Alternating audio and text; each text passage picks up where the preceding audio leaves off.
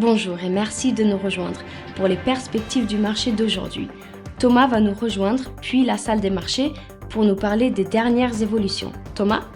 La Cour suprême des États-Unis entendra des arguments dans sa toute première affaire liée aux cryptos lorsque les avocats de Coinbase tenteront de convaincre les 9 juges de suspendre une paire de recours collectifs. Les investisseurs se sont débarrassés des actions et des obligations du Crédit Suisse après que son rival UBS a accepté ce week-end de reprendre la banque vieille de 167 ans pour une fraction seulement de sa valeur de marché.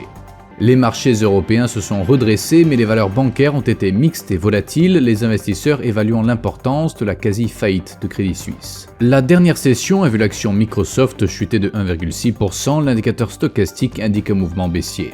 La paire euro-dollar a gagné 0,3% lors de la dernière session, l'indicateur MACD indique un mouvement baissier. La livre sterling a augmenté de 0,7% par rapport au dollar lors de la dernière session d'échange, l'indicateur stochastique indique un mouvement baissier. Le cours de la paire dollar australien, dollar américain est resté largement inchangé lors de la dernière session, l'indicateur MACD donne un signal baissier. L'emprunt net dans le secteur public en Grande-Bretagne sera publié à 7h GMT, les minutes de la réunion de la RBA en Australie à minuit 30 GMT, l'indice Redbook des États-Unis à 12h55 GMT, l'enquête ZEW Sentiment économique dans l'eurozone sera publiée à 10h GMT, les ventes de maisons existantes aux États-Unis à 14h GMT, l'indice avancé Westpac en Australie à 23h30 GMT. Nous espérons que vous avez apprécié nos perspectives du marché d'aujourd'hui. De la part de toute l'équipe, nous vous souhaitons une journée de trading productive.